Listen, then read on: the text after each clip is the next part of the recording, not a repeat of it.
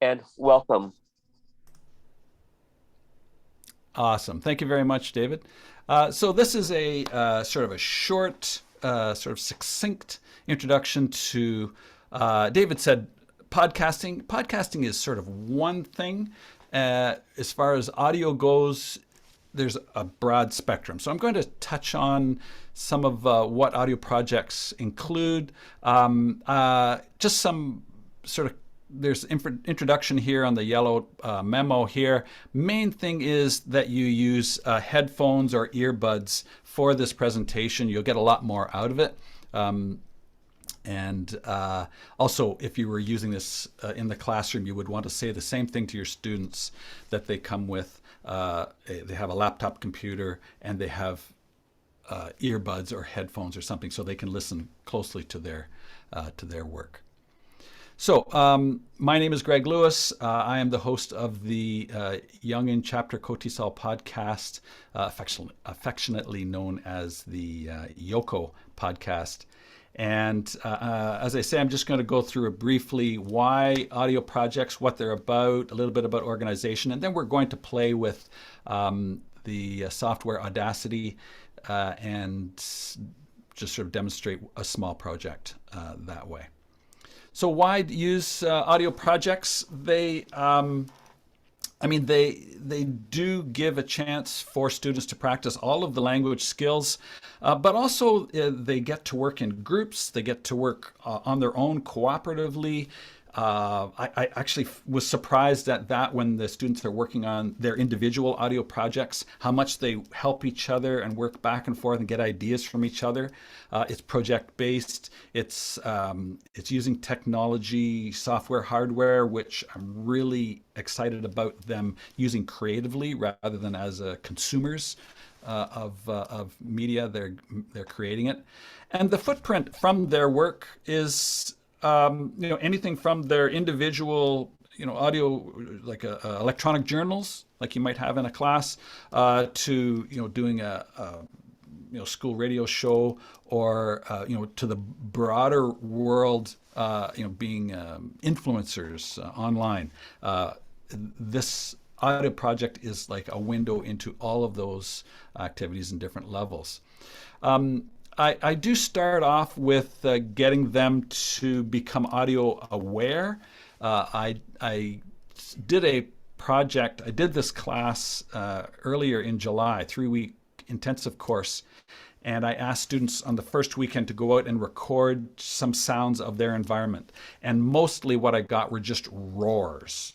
Now, I think their world is the same world that I live in, and so I know it's not a roar, but if you are asking your students to do something like that, you want to get them to listen to what they record before they bring it into class.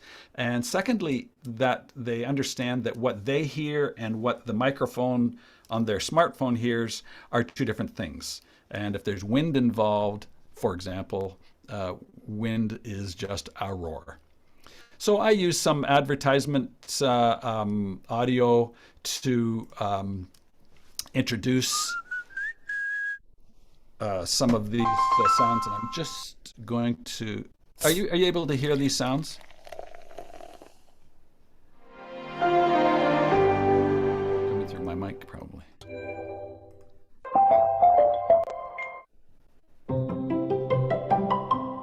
Okay, so hopefully you can still hear those. So there's a lot of advertisements, but these would be culturally specific ones that you would have to use something that your students might be aware of. Netflix seems to be the one that they catch on, and tell. Those are the two that really trigger them.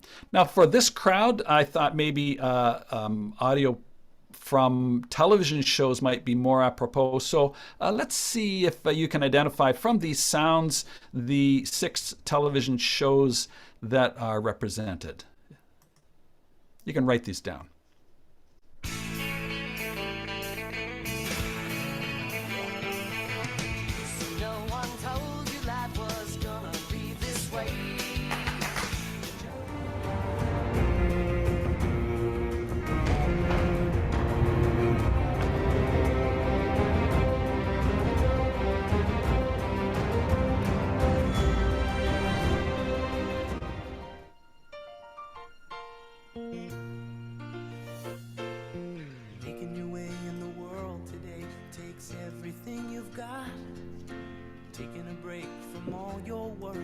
sure would help a lot. Wouldn't you like?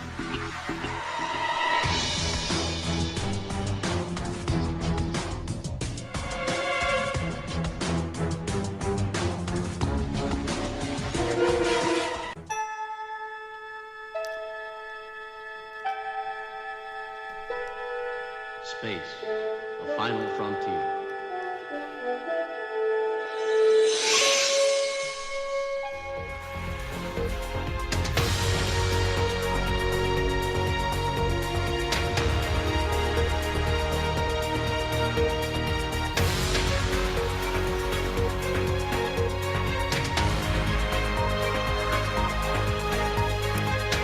All right.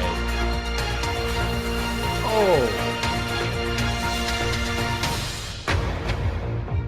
Some great guesses there. The Star Trek, yeah.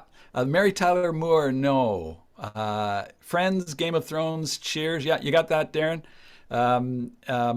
Kevin, I think you're talking about, yeah, Friends, Game of Thrones, Cheers. Shark Tank was the one. I think nobody got that one. Then, yeah, Star Trek. And then the last one, BBC News. I think CBC and BBC might sound very similar there, Darren. Not sure. So great. So just becoming, you can see that the sound is important. And that's what I wanted to do, was to get my students to become audio aware. Now, what is an audio project? It helps if you have a collection of audio projects that you have done and something that you can demonstrate. I'm not going to demonstrate these now, but I'll put this PowerPoint, a link to this PowerPoint in the chat, and you can listen to these just to give an idea of what's possible. Actually, I'm just going to play this a short bit here. This is an ad I created to demonstrate what we're going to do actually in our little project in a few minutes. Cue theme music. Say hello to StarTech, your new best friend. Hey, did you say Star Trek? What? Cut! No, I said StarTech, your new... I'm still hearing Star Trek. You know Star... Okay, so that's using some change. It's all my voice, and it's just manipulating your voice. So we're going to play with that a little bit in our project.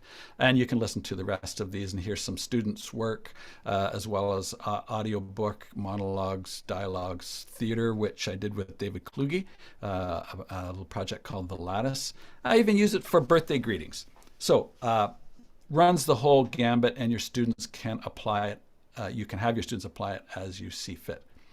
One of the biggest problems I find with freshman students, now I'm sorry, I neglected to say that I teach university students, mostly freshman English, and a lot of them are, they're not great at note-taking or organizing, having their digital world organized. I think that kind of comes from not creating things digitally. Not everybody, but a large percentage of them are in that situation. So I do spend some time on how to get your digital life organized, and it's just one of my pet things to do. Hardware. Of course, they'll need to have an internet connection or a data connection, and they'll start off with using their smartphones. It's very hard to get them to let go of their smartphone, actually. But once you do, then they start to find out what's possible with the computer. It sort of opens a window. But to progress, they will need to have a laptop computer with USB ports, or to be able to connect whatever peripherals they might add, which might include, in this advanced hardware, audio interface, which you would need if you were using an XLR microphone, and which is those 3-pinned connections that look scary, but they are the industry standard. You can use a USB microphone. That's just fine. I haven't had great success with them, but they work. Always depends on the situation. So audio interface might be what you would include if you're using an XLR microphone. but just microphones can be XLR or USB, and I would be covering the different pluses, the benefits, and pros and cons of each of these, as well as polar patterns and condenser versus dynamic. And if you have any questions about these, feel free to ask me at the end. Mic stands, you want to keep your mic off of the desk. I have this mic actually connected to the desk, so you probably hear that thump, thump, thump. I've done many interviews where people have, they tap the desk, which kind of ruins the interview to some extent.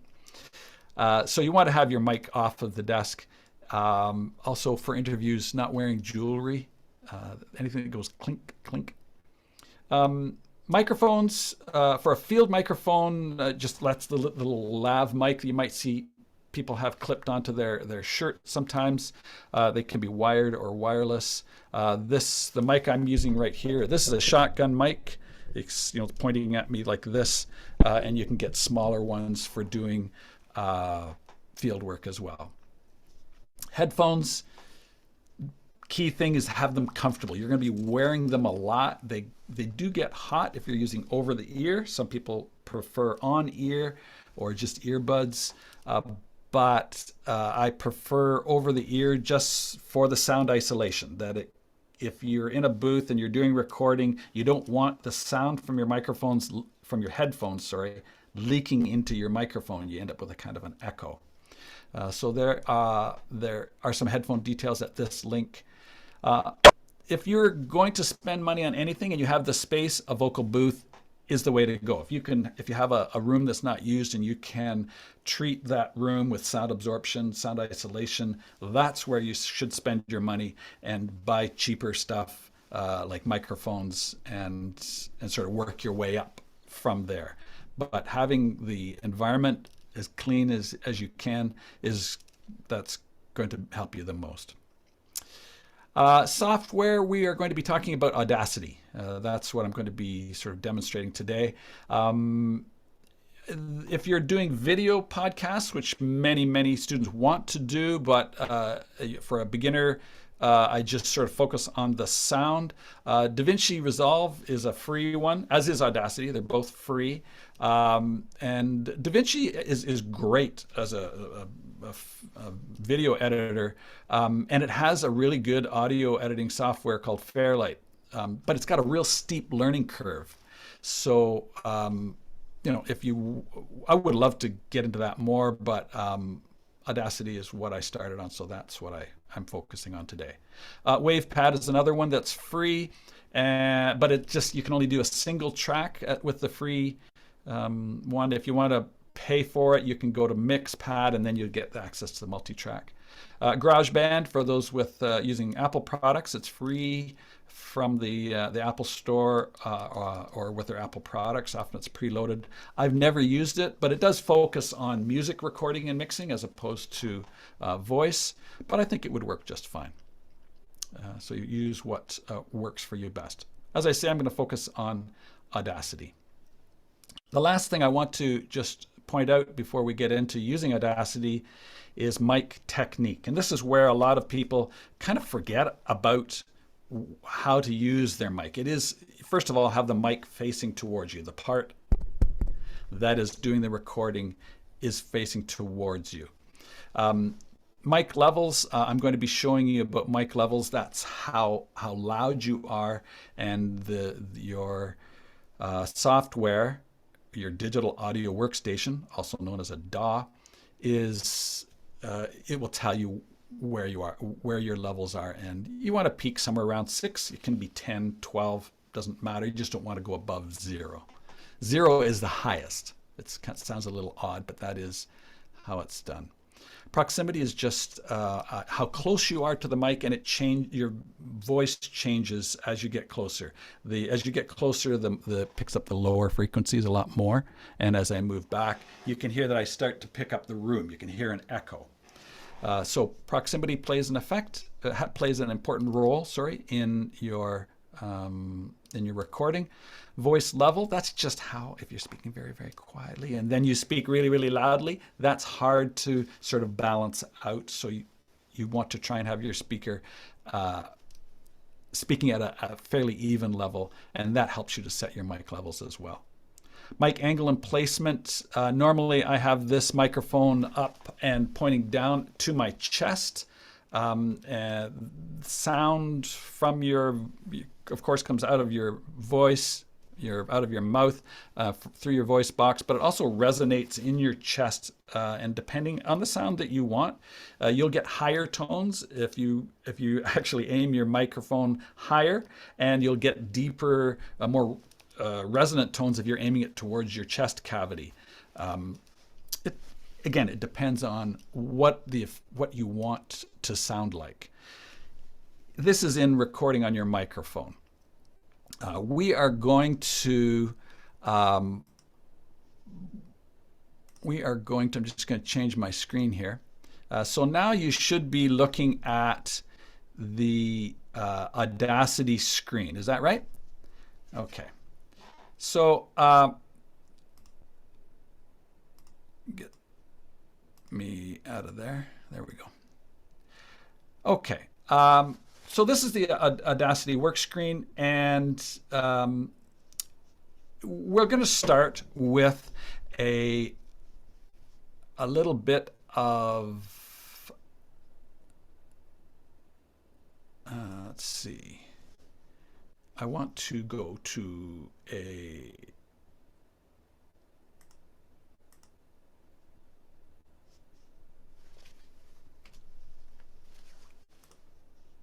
okay. I just wanted to get something to record from online. Okay. So I have this Audacity set up so that it is the audio host is what's called Wasapi. Which is Windows Audio Sample, Windows Audio Session API. And this is when you want to record, it is an interface between applications. So if I want to record something from online, this is what I would use. And you want to be sure that your recording device is whatever your microphone is, and then it says loop back. Okay, that loop back is that you kind of think of it, it's looping within your system. And while I'm here, when your students start with Audacity, or when you start with Audacity the first time, it will be set to do a stereo recording. I suggest you change it to a mono recording. It's just simpler. It's less messy when you're starting out. That's just my recommendation. Less stuff to look at, and it sounds just fine for what we're going to be doing. And then this is how I'm listening. I'm listening to my headphones. Okay, so let's just capture some. So you can see I'm starting to record. Obviously, usually in an episode about race, focusing on black issues, you'd want to connect with a Cornell West, a Ta-Nehisi Coates, a Dave Matthews, experts in the field.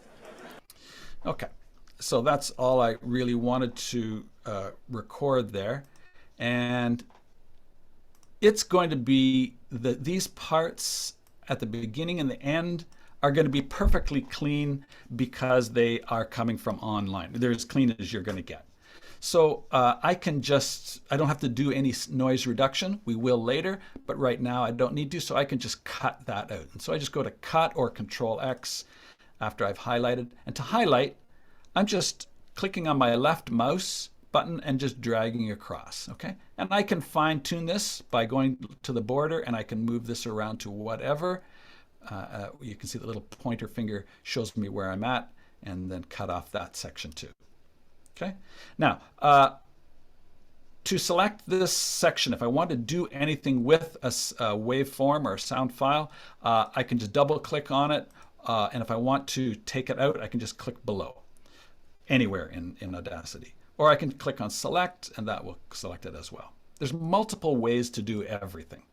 Now, if this is maybe a little quiet, so I might want to amplify this. And so I just go to amplify, and I'm just going to take it up to 0. Now you see how that wavelength went? That's a lot louder. Okay. Now I'm going to turn this down a bit. But when I play this, be careful with your headphones. You might want to turn your volume down on your headphones. Okay. So I'm just going to play a little piece of this. Get ready. Obviously, usually in an episode. Okay, it's not so bad there. I've got the gain quite down there quite a bit, so I'm going to bring that up a bit.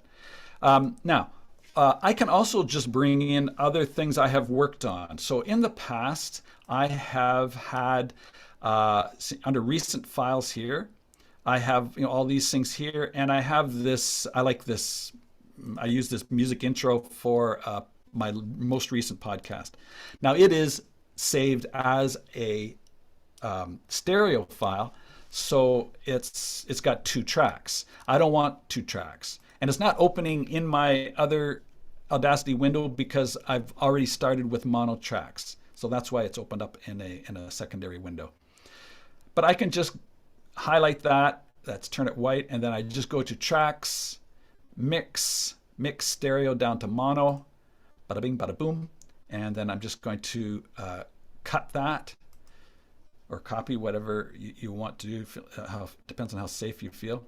And I'm going back to our original one. I'm going to add a track. So add new. Oops, sorry, mouse slipped off my pad here. Mono, and I can just paste that anywhere. Wherever this line is, that's where it's going to paste.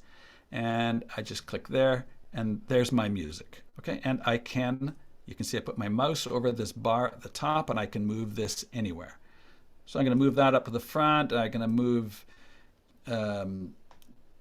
John Stewart off to the left here, somewhere here, just for example. And now, I want to put these things together, but I want to keep my music going all the way through. So I'm just going to go to this button here, which is called an envelope tool. And when I click on that, you can see it's got these bars. And these bars take the sound and squish it down or allow it to go up. It also allows you to just grab an area. So for example, here on this second one, I can make this a little bigger for you. And after that, I want it to be quieter. So I can just bring that sound down somewhere, whatever there. And then I want it to hold around here. And then I'm going to have it come back up. And I just move these little dots back and forth to suit whatever it is I want to do. And I'll just put it like that. And I don't want all of this other sound at the end. So I'm going to go back to my cursor tool, and I'm just going to click here. And wherever I click, that's where I'm working. And I want to just separate this. I want to keep this music for maybe later, so I don't want to delete it. So I just go to Edit, Clip Boundaries, Split, and it's going to split right where that black line is. Okay, and then I just take my tool here and I can just slide it on out of there. Okay, and now this last part here, I don't want it to just end with a jolt. I can use my envelope tool, or I can go to Effect and have a fade out like that. And so let's see what we've got now. Obviously, usually in an episode about race, focusing on black issues, you'd want to connect with a Cornell West, a Ta-Nehisi Coates, a Dave Matthews, experts in the field. Okay, so that is sort of some basics for using Audacity for these purposes, and this is from within your computer. I see my what time did I start, David? How am I doing for time? He's gone. Does anybody know what time I started? You started at 10:05, and you have 1 minute left. Oh, I'm going to just 10:30? Yep. Oh, 25 minutes. Okay. All right. Well, so we can just stop there. Any questions from that? I'm okay if you want to continue, Greg. I don't know if it messes up the scheduling, but I'm easy. I can keep going. David? It's up to George.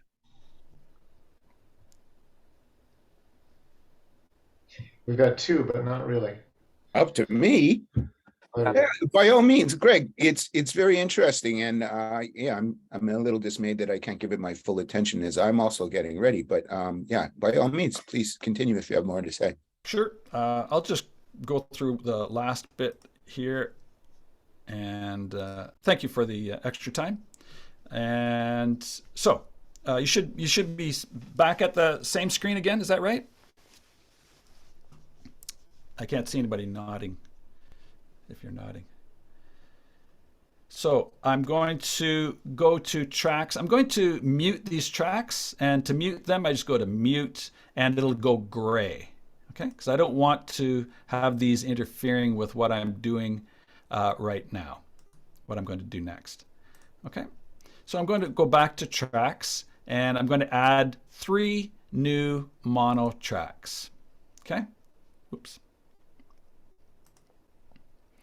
And I'm going to name these as, and I try to get my students to give them a name as soon as possible so that they remember what they are or what they want them to be. So this is going to be Greg 1, Greg 2, and Greg 3. We'll go with that. And they can use whatever naming system they like. Now, I'm going to switch this to my microphone. So I'm going to take this Wasapi and I'm going to change it to MME. I could use Windows Direct Sound. MME is the Audacity default for your microphone. You'll see loop back, it's gone. And I do want to keep this on this is the mic line 2 Zoom U44. That's just what my microphone is called. Yours will be something different. And that's it. So I can just check this out. You can check your sound here. And you can see there's a bunch of sound around. And when I speak, it goes up higher. So this is where I'm checking my level. To -6, that's great. I'm peaking up at -6 here. That's perfect. And so I want to record something. And I can record anything. Notice that the yellow boundary identifies the track that I'm working in. So that's where it's going to record. Also, be sure you kind of train your students to start with a silence of, say, 3 or 4 seconds. The purpose of this is to get the room noise. You'll see that there is a band is moving there a little bit, and we'll look at reducing that sound. So I say, this is the sound of my voice. This is the sound of my voice. That's what I've used in the past. Or I could say, ba ba ba ba ba ba, ba ba ba ba ba ba, something like that. Okay. Now I choose the thing that I want, and as I've done before, I can just select and listen. That's what I've used in the past. Or I could say, ba ba ba ba ba ba. Ba, ba, ba, ba, ba, ba. And it's coming out of my as I'm moving between screens, so it's changing my sound sources or my speakers, something like that. There we go. So I don't want that part. I'll take that out, and I want the ba ba ba ba ba ba. This one here, I think. Ba ba ba ba ba ba. Okay. Now, I mentioned earlier about having this silent part. Okay, and if I play this, you can see that sound there. You can, if you have turn your headphones up, you can hear the sound that's there. So I want to get rid of that. And this stuff here, I don't want at all, anyways. So I'm just going to cut that out. I'm going to take this stuff here, which is mostly just kind of a shh sound, and I'm going to effect, going to noise reduction, and this is my sample. You have to have something selected, and this will give you a sample, or here they call it a noise profile. You just click on that, then select the whole thing, go to noise reduction, and say OK. I have this just at the standard settings. that are the default settings, which work just fine. And now this should be significantly less noisy, as you can see. Okay. All right. Now, I only want this bit up at the very end. Okay. So I'm just going to cut that out, keep this part, and I'm going to duplicate this down to the and put it into the other tracks that I already had saved. And wherever, as I said, wherever I put that cursor, that's where it's going to go. Okay, so I just get them to sort of stagger them like this, and then we're going to play with the sound a little bit. So the first one, that's normal Greg. Second one, we're going to make into a cartoon Greg. How do we do that? We're just going to change speed. We can use change pitch, but if you do a bit too much, change pitch doesn't adjust for speed. So it gets kind of, has little cutouts. So change speed, if we go with, I just use 30. It depends on your voice. You can try. Okay, so I like that, so I'm going to stay with that. I could go 20, I could go 40. Depends on your voice. And then for the other one, let's go with a scary Greg. And again, we're going to change the speed, but we're going to go the opposite end. We're going to go to minus 30%. And that sounds like... Sure, we can do that. Sounds lovely, but it doesn't quite sound scary enough for me in my little world. I think we need a little bit of reverb. So I go down to reverb, and I'm just using a factory setting for a large room, which would sound like this. Okay, so we've got kind of this deep-throated guy singing in a cave. Not scary enough, so I'm going to go down to effects again, and I'm going down to this thing called Paul Stretch here. And I've got the stretch factor set at 1, and so these you will change to whatever suits you. I'm just going to leave these where I have them, and it sounds something like this. So it gives a little bit of a gravelly tone to it. Okay, so now we have this. Oh, actually, I'm going to leave that there. And what I like to do is I'm going to put this all together.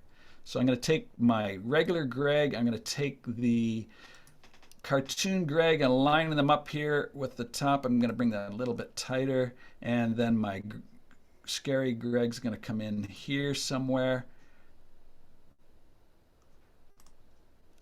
Like that. Oh, there's too much space there. There we go. I do like to have things tight. It's more, to my ear, it's a little bit more natural to have your, kind of speaking over. It's like conversational. If you want to move a bunch of tracks together, just highlight all 3 and just grab them like you would grab one track. And I'm moving this here, and as you can see, I'm actually trying to line this up with that music that I had done earlier. And I'm going to change this, those little dots, so that it's getting a little bit loud. Let's see. Yeah, that's fine. But I want to get louder a little bit here, and then I'm going to I'll show you. This is the fade out there. Okay, so now what do we have? What do we have, Johnny? Here we go.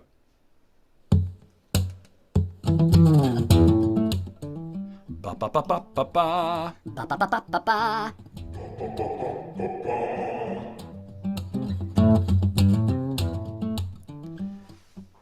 Okay. And so that would be their project. I would have my students save this as go to File and save the project as, and they would give it whatever name they're going to have, what name they're going to use. And this is going to save it as an AUP file, which is only playable on Audacity. The reason I have them save it this way is so that I can see their work. I can see their process. Okay? So this is what I want to start. If they're going to publish, they're just going to go, actually going to make sure you have eliminated this thing that we were saving, because we don't want to save that. And I can just, that was a long piece, so I just want to get rid of that.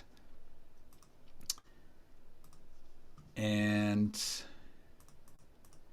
I just want, if I'm going to save everything else, then I would go down to export, and I export as MP3, and it's going to tell you to name it, and then it's going to tell you you're going to squish it all down into one file. What it will do is essentially this, where I go to somewhere here, select everything I've got here, select all these, and then I can go to tracks, mix, and render to a new track. You can mix and render, but then all of this work will be gone.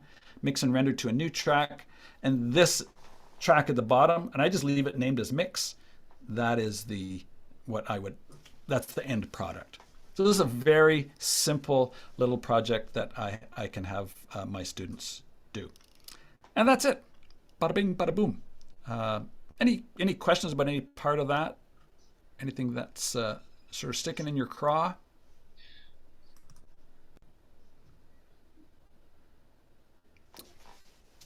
I will put the link in the chat, and otherwise... Greg, can I ask you something? Sure. So what's an example of the content that they create?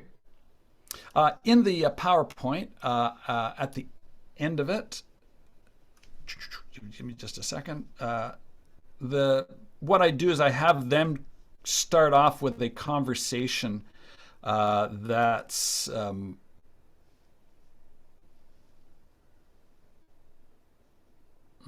there. That is just they're recording a conversation. I have them do a transcription of that. So I'm getting them to notice what they are. Oh, that is my slide. So down here, I did a simple group interview recorded and transcribed by each student. And then the second one, I had them do story writing and recording. It was too much for these students. These were students that had taken the English course before, not been successful, and they're back in summer class. So they are not interested in English, but they are mature, which was actually perfect for this, for me to do this class. Their story writing, you know, they were using online tools to do a lot of their work, which was fine. I just wanted to see how they sort of cottoned onto the idea of sound and using sound and manipulating sound. So number 2, I had them do the story writing and had them add music and some sound effects, something like what we just did. And the last one, I just gave them a 30-second video clip with no sound, and they put in the original soundtrack for that. So those were the 3 projects I had them do for this summer class. What percentage of their time would be technical and what percentage would be linguistic? If you're talking about linguistic, as far as them speaking in the classroom? I mean, I'm just sort of thinking in terms like if, for example, you had a play, you know, a certain part of it's the script, but a lot of it is staging and blocking and costumes, and time goes to those things rather than the actual production of English. Or are they using English while they're doing these things? It's exactly the same as that. Of course, this is just audio, but they are planning it out. They write it out. I have them, I don't have it here, but I had them give me their plan. They had to write out the audio, their like a script, if you will, and then the map of their audio effects. So there was that writing part. As far as the speaking, that's recorded as well as their group work. A lot of their group work for this class was in their L1, so that really doesn't count. The large part of this was just, I would I would have to say this was just a technical exercise mostly for them. I think I might cut out one of these projects, probably the last one, and keep a little bit of writing and recording of what they said. Greg, Yep. this I know how it sounds to a beginner. This sounds really complicated and difficult. But if you download Audacity and you start playing with it, you find out that it's just as easy as Microsoft Word or as PowerPoint. You just need to play with it, and it's actually quite easy. After maybe 15 minutes of play, you can create something, even if you are not technically advanced or knowledgeable. So it really is. It's really a very, very simple but very powerful tool for sound. Yeah, well put. Agreed. And the more you play with it, the more you discover. Right. We have gone. We'd like to say thank you very much, Greg, for your very interesting and very useful presentation. Everybody, if My you pleasure. could turn on your microphones, and let's show our appreciation. Thank you. Great. Well done, sir. To turn off the recording.